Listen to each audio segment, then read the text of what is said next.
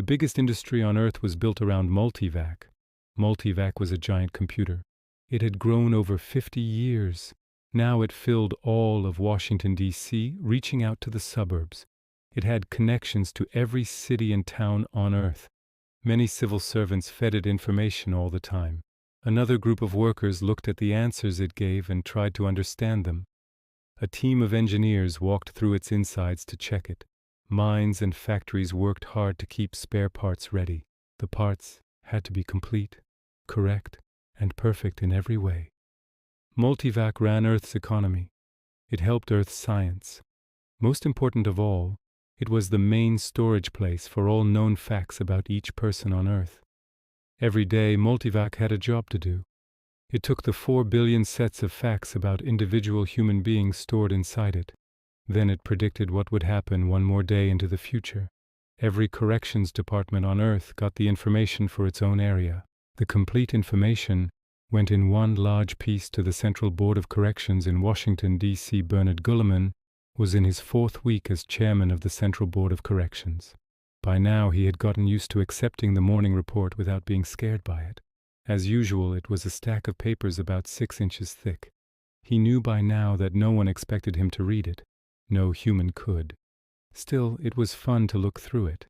There was the usual list of crimes that could be predicted. Frauds of all kinds, thefts, riots, killings without planning, fires set on purpose. He looked for one special heading. He felt a small shock at finding it there at all. Then he felt another shock at seeing 2 entries. Not one, but 2.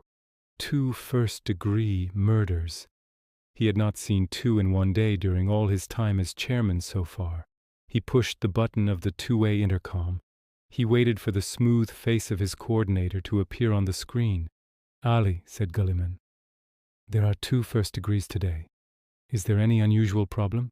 "No, sir." The dark-skinned face with its sharp black eyes seemed restless. "Both cases have quite low probability." "I know that," said Gulliman. "I saw that neither probability is higher than 15%. Just the same, Multivac has a reputation to keep up. It has almost wiped out crime. The public judges that by its record on first-degree murder, which is, of course, the most dramatic crime." Ali Oothman nodded. "Yes, sir. I understand that completely." "You also understand, I hope," Gulliman said, "that I don't want a single completed case of it during my term. If any other crime slips through, I may allow excuses. If a first-degree murder slips through, I'll have your hide. Understand?" "Yes, sir." "The complete analyses of the 2 possible murders are already at the district offices involved. The possible criminals and victims are being watched. I have checked the probabilities again, and they are already dropping." "Very good," said Gulliman, and broke the connection. He went back to the list with an uneasy feeling that perhaps he had been too pompous. But then one had to be firm with these permanent civil service workers. He had to make sure they didn't think they were running everything, including the chairman, especially this Oothman, who had been working with Multivac since both were much younger. He had a possessive attitude that could be very annoying. To Gulliman, this matter of crime was the political chance of a lifetime. So far, no chairman had finished his term without a murder taking place somewhere on Earth, sometime. The previous chairman had ended with a record of 8. That was 3 more in fact, than the chairman before him. Now Gulliman planned to have none. He was going to be, he had decided, the first chairman without any murder at all anywhere on Earth during his term. After that, and the good publicity that would come from it. He barely looked at the rest of the report. He guessed that there were at least 2,000 cases of future wife beatings listed. Without a doubt, not all would be stopped in time. Perhaps 30% would be completed, but the number was dropping. Completed cases were dropping even more quickly. Multivac had added wife beating to its list of predictable crimes only about 5 years earlier. The average man was not yet used to the thought that if he planned to hit his wife, it would be known ahead of time. As this idea spread through society, women would first suffer fewer bruises, then eventually none. Some husband beatings were on the list too, Gulliman noticed. Ali Oothman closed the connection. He stared at the screen from which Gulliman's jowled and balding head had left. Then he looked across at his assistant, Rafe Leamy. He said, "What do we do?" "Don't ask me. He's worried about just a lousy murder or two. It's an awful chance trying to handle this thing on our own. Still, if we tell him, he'll have a first-class fit. These elected politicians have their skins to think of. So he's bound to get in our way and make things worse." Leamy nodded his head. He put a thick lower lip between his teeth. "Trouble is, though, what if we miss? It would just about be the end of the world, you know. If we miss, who cares what happens to us? We'll just be part of the general disaster." Then he said in a more lively manner, "But hell, the probability is only 12.3%. On anything else, except maybe murder, we'd let the probabilities rise a bit before taking any action at all. There could still be natural correction." "I wouldn't count on it," said Leamy dryly. "I don't plan to. I was just pointing the fact out. Still, at this probability, I suggest we limit ourselves to simple observation for the moment. No one could plan a crime like this alone. There must be helpers. Multivac didn't name any."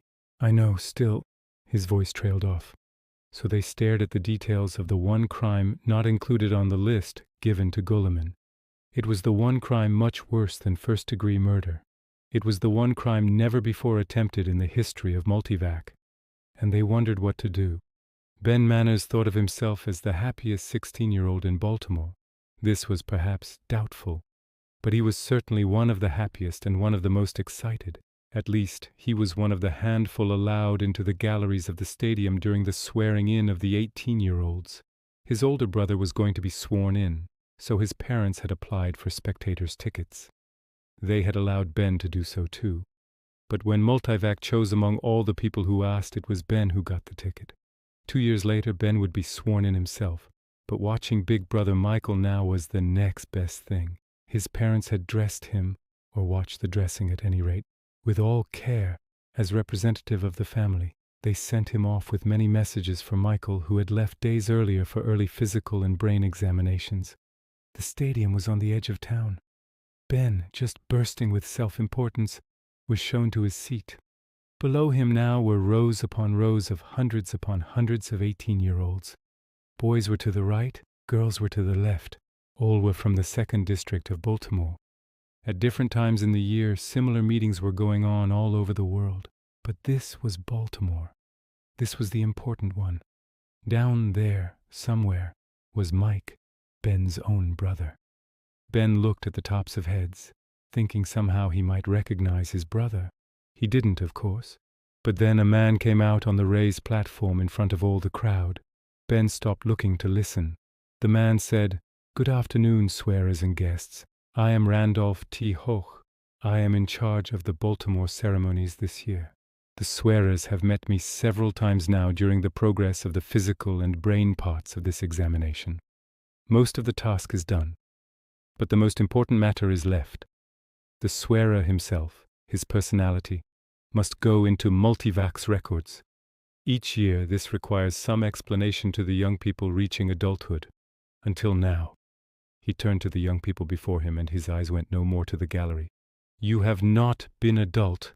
You have not been individuals in the eyes of Multivac, except where you were especially singled out as such by your parents or your government.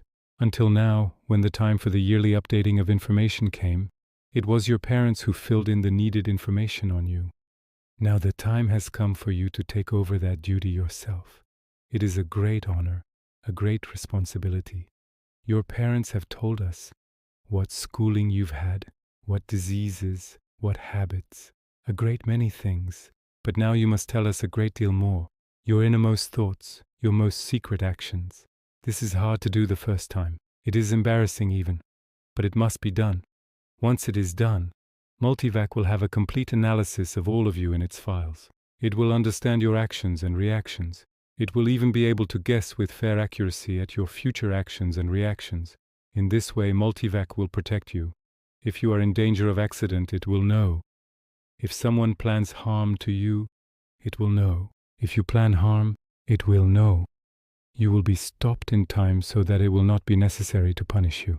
With its knowledge of all of you, Multivac will be able to help Earth adjust its economy and its laws for the good of all. If you have a personal problem, you may come to Multivac with it. With its knowledge of all of you, Multivac will be able to help you. Now you will have many forms to fill out. Think carefully. Answer all questions as accurately as you can. Do not hold back through shame or caution. No one will ever know your answers except Multivac. The only exception is if it becomes necessary to learn the answers in order to protect you, and then only authorized officials of the government will know. It may occur to you to stretch the truth a bit here or there. Don't do this. We will find out if you do. All your answers put together form a pattern. If some answers are false, they will not fit the pattern. Multivac will discover them. If all your answers are false, there will be a distorted pattern of a type that Multivac will recognize, so you must tell the truth. Eventually it was all over, however, the form-filling, the ceremonies and speeches that followed. In the evening, Ben, standing on tiptoe, finally spotted Michael. Michael was still carrying the robes he had worn in the parade of the adults. They greeted one another with joy. They shared a light supper. They took the expressway home alive and bright with the greatness of the day. They were not prepared then for the sudden change of the homecoming. It was a numbing shock to both of them to be stopped by a cold-faced young man in uniform outside their own front door. They had to have their papers checked before they could enter their own house. They found their own parents sitting sadly in the living room, the mark of tragedy on their faces. Joseph Manners, looking much older than he had that morning, looked out of his puzzled, deep-sunken eyes at his sons. One still had the robes of new adulthood over his arm. Joseph said, "I seem to be under house arrest." Bernard Gulliman could not and did not read the entire report. He read only the summary. That was most pleasing indeed. A whole generation, it seemed, had grown up used to the fact that Multivac could predict the commission of major crimes. They learned that corrections agents would be on the scene before the crime could be done. They found out that completing the crime led to certain punishment. Gradually they were convinced that there was no way anyone could outsmart Multivac. The result was naturally that even the intention of crime fell off. And as such intentions fell off, and as Multivac's capacity was increased, minor crimes could be added to the list it would predict each morning. These crimes, too, were now shrinking in number. So Gulliman had ordered an analysis made, by Multivac naturally, of Multivac's capacity to turn its attention to the problem of predicting disease. Doctors might soon be warned about individual patients who might become diabetic in the next year, or suffer an attack of tuberculosis, or grow a cancer. An ounce of prevention, and the report was a good one. After that, the list of the day's possible crimes arrived. There was not a first-degree murder on the list. Gulliman put in an intercom call to Ali Oothman in high good humor. "Oothman, how do the numbers of crimes in the daily lists of the past week average compared with those in my first week as chairman?" It had gone down, it turned out, by 8%. Gulliman was very happy indeed. No fault of his own, of course. But the voters would not know that. He blessed his luck that he had come in at the right time, at the very peak of Multivac, when disease too could be placed under its all-covering and protecting knowledge. Gulliman would prosper by this. Oothman shrugged his shoulders. "Well, he's happy." "When do we break the bubble?" said Leamy. "Putting Manners under observation just raised the probabilities. House arrest gave it another boost." "Don't I know it?" said Oothman irritably. "What I don't know is why. Helpers, maybe, like you said. With Manners in trouble, the rest have to strike at once or be lost. Just the other way around. With our hand on one, the rest would scatter for safety and disappear. Besides, why aren't the helpers named by Multivac? Well then, do we tell Gulliman? No, not yet. The probability is still only 17.3%. Let's get a bit more drastic first." Elizabeth Manners said to her younger son, "You go to your room, Ben." "But what's it all about, Mom?" asked Ben, voice breaking at this strange ending to what had been a glorious day. "Please." He left reluctantly. He passed through the door to the stairway. He walked up it noisily, then he walked down again, quietly. And Mike Manners, the older son, the new-minted adult and the hope of the family, said in a voice and tone that mirrored his brother's, "What's it all about?" Joe Manners said, "As heaven is my witness, son, I don't know. I haven't done anything." "Well, sure you haven't done anything." Mike looked at his small-boned, mild-mannered father in wonder. "They must be here because you're thinking of doing something." "I'm not." Mrs. Manners broke in angrily. How can he be thinking of doing something worth all this? She threw her arm about, in a gesture toward the surrounding shell of government men around the house. When I was a little girl, I remember the father of a friend of mine was working in a bank. They once called him up and said to leave the money alone. And he did. It was $50,000. He hadn't really taken it. He was just thinking about taking it. They didn't keep those things as quiet in those days as they do now. The story got out. That's how I know about it. But I mean, she went on, rubbing her plump hands slowly together. That was $50,000. $50,000. Yet all they did was call him, one phone call. What could your father be planning that would make it worth having a dozen men come down and close off the house? Joe Manners said, eyes filled with pain. I am planning no crime. Not even the smallest. I swear it. Mike, filled with the conscious wisdom of a new adult, said, Maybe it's something subconscious, Pop. Some resentment against your supervisor. So that I would want to kill him? No. Won't they tell you what it is, Pop? His mother interrupted again. No, they won't. We've asked. I said they were ruining our standing in the community just being here. The least they could do is tell us what it's all about so we could fight it, so we could explain. And they wouldn't? They wouldn't. Mike stood with his legs spread apart and his hands deep in his pockets. He said, troubled, Gee, Mom, Multivac doesn't make mistakes. His father pounded his fist helplessly on the arm of the sofa. I tell you, I'm not planning any crime. The door opened without a knock. A man in uniform walked in with sharp, self-possessed stride. His face had a glazed official appearance. He said, Are you Joseph Manners? Joe Manners rose to his feet. Yes. Now what is it you want of me? Joseph Manners, I place you under arrest by order of the government. Curtly, he showed his identification as a corrections officer.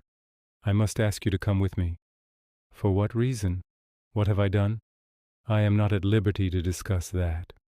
But I can't be arrested just for planning a crime, even if I were doing that. To be arrested, I must actually have done something. You can't arrest me otherwise. It's against the law.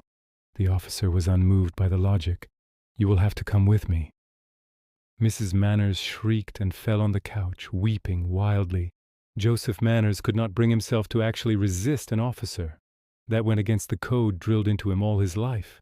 But he hung back at least, forcing the corrections officer to use muscle power to drag him forward. And Manners called out as he went, But tell me what it is, just tell me. If I knew... Is it murder? Am I supposed to be planning murder? The door closed behind him. Mike Manners, white-faced and suddenly feeling not the least bit adult, stared first at the door, then at his weeping mother. Ben Manners behind the door, and suddenly feeling quite adult, pressed his lips tightly together. He thought he knew exactly what to do. If Multivac took away, Multivac could also give. Ben had been at the ceremonies that very day. He had heard this man, Randolph Hoch, speak of Multivac and all that Multivac could do. It could direct the government. It could also unbend and help out some plain person who came to it for help. Anyone could ask help of Multivac. Anyone meant Ben. Neither his mother nor Mike were in any condition to stop him now. He had some money left of the amount they had given him for his great outing that day. If afterward they found him gone and worried about it, that couldn't be helped. Right now his first loyalty was to his father. He ran out the back way. The officer at the door looked at his papers and let him go. Harold Quimby handled the complaints department of the Baltimore substation of Multivac. He thought of himself as a member of that branch of the civil service that was most important of all. In some ways, he may have been right. Those who heard him discuss the matter would have had to be made of iron not to feel impressed. For one thing, Quimby would say, Multivac was essentially an invader of privacy. In the past 50 years, mankind had had to admit that its thoughts and impulses were no longer secret. It owned no inner place where anything could be hidden. And mankind had to have something in return. Of course, it got prosperity, peace, and safety. But that was abstract. Each man and woman needed something personal as his or her own reward for surrendering privacy, and each one got it. Within reach of every human being was a Multivac station. Into its circuits a person could freely enter his own problems and questions without control or hindrance. From it, in a matter of minutes, He could receive answers. At any given moment, 5 million individual circuits among the quadrillion or more within Multivac might be involved in this question and answer program. The answers might not always be certain, but they were the best available. Every questioner knew the answer to be the best available and had faith in it. That was what counted.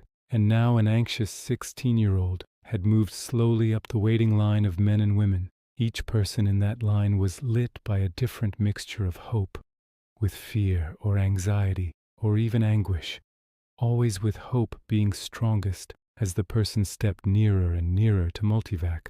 Without looking up, Quimby took the filled-out form being handed him. He said, "Booth 5B. Ben said, "How do I ask the question, sir?" Quimby looked up then, with a bit of surprise. Pre-adults did not generally make use of the service.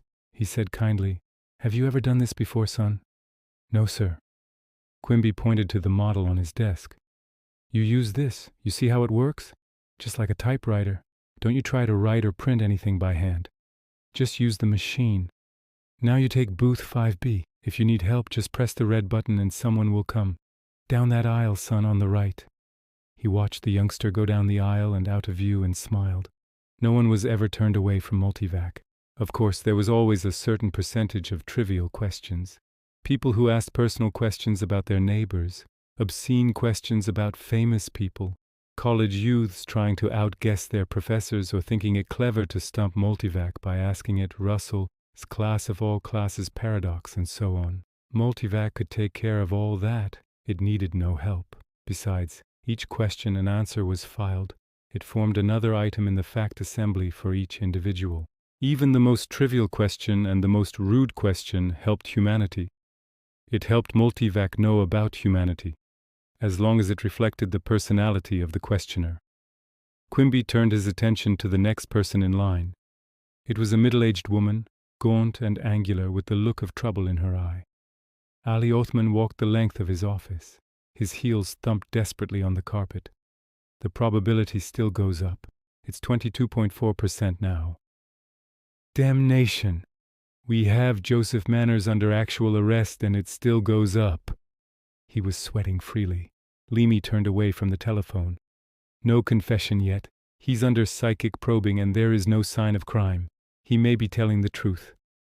Oothman said, "Is Multivac crazy then?" Another phone sprang to life. Oothman closed connections quickly, glad of the interruption. A corrections officer's face came to life in the screen. The officer said, "Sir, are there any new directions as to Manners' family? Are they to be allowed to come and go as they have been?" "What do you mean, as they have been?" "The original instructions were for the house arrest of Joseph Manners. Nothing was said of the rest of the family, sir." "Well, extend it to the rest of the family until you are told otherwise." "Sir, that is the point. The mother and older son are demanding information about the younger son. The younger son is gone. They claim he is in custody. They wish to go to headquarters to ask about it." Oothman frowned. He said in almost a whisper, "Younger son? How young?" 16, sir," said the officer. 16 and he's gone. Don't you know where?" "He was allowed to leave, sir. There were no orders to hold him." "Hold the line. Don't move." Oothman put the line into suspension. Then he clutched at his coal-black hair with both hands and shrieked, "Fool! Fool! Fool!" Leamy was startled. "What the hell?" "The man has a 16-year-old son," choked out Oothman. "A 16-year-old is not an adult. He is not filed independently in Multivac, but only as part of his father's file." He glared at Leamy. "Doesn't everyone know that, until 18, a youngster does not file his own reports with Multivac? His father does it for him. Don't I know it? Don't you?" "You mean Multivac didn't mean Joe Manners," said Leamy. "Multivac meant his minor son. And the youngster is gone now." With officers 3 deep around the house, he calmly walks out and goes on, "You know what errand?" He turned back to the telephone circuit. The corrections officer still clung to it. The minute break had given Oothman just enough time to collect himself. He assumed a cool and self-possessed manner. It would never have done to throw a fit before the eyes of the officer, however much good it did in clearing his anger. He said, "Officer, Locate the younger son who has disappeared. Take every man you have, if necessary. Take every man available in the district, if necessary. I shall give the appropriate orders. You must find that boy at all costs. Yes, sir. Connection was broken. Oothman said, have another rundown on the probabilities, Leamy. 5 minutes later, Leamy said, it's down to 19.6%. It's down. Oothman drew a long breath. We're on the right track at last. Ben Manners sat in booth 5B. He punched out slowly. My name is Benjamin Manners. Number MB718333412. My father, Joseph Manners, has been arrested, but we don't know what crime he is planning. Is there any way we can help him? He sat and waited. He might be only 16, but he was old enough to know that somewhere those words were being whirled into the most complex structure ever thought of by man. A trillion facts would blend and coordinate into a whole. From that whole, Multivac would pull out the best help. The machine clicked and a card came out. It had an answer on it, a long answer. It began, take the expressway to Washington, D.C. at once. Get off at the Connecticut Avenue stop. You will find a special exit, labeled Multivac with a guard. Tell the guard you are special courier for Dr. Trumbull and he will let you enter. You will be in a corridor. Go along it till you reach a small door labeled Interior. Enter, and say to the men inside, message for Dr. Trumbull. You will be allowed to pass. Go on. It went on in this way. Ben could not see how this applied to his question, but he had complete faith in Multivac. He left at a run, heading for the expressway to Washington. The corrections officers traced Ben Manners to the Baltimore station an hour after he had left. A shocked Harold Quimby found himself amazed at the number and importance of the men who had focused on him in the search for a 16-year-old. Yes, a boy, he said, but I don't know where he went to after he was through here. I had no way of knowing that anyone was looking for him. We accept all comers here. Yes, I can get the record of the question and answer. They looked at the record and sent it by television to Central Headquarters at once. Oothman read it through. He turned up his eyes and collapsed. They brought him back to consciousness almost at once. He said to Leamy weakly, have them catch that boy, and have a copy of Multivac's answer made out for me. There's no way any more, no way out. I must see Gulliman now. Bernard Gulliman had never seen Ali Oothman as much as upset before.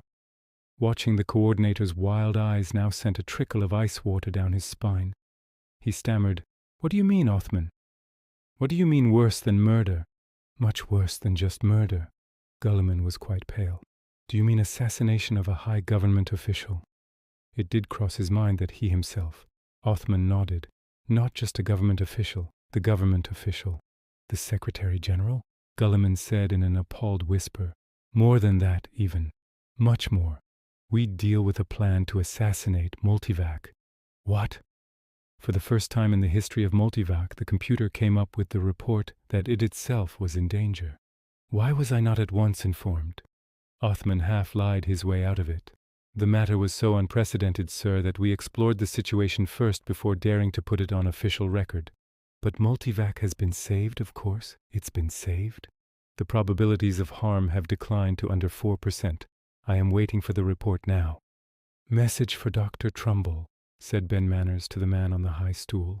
The man was working carefully on what looked like the controls of a Stratojet cruiser, greatly enlarged. Sure, Jim, said the man.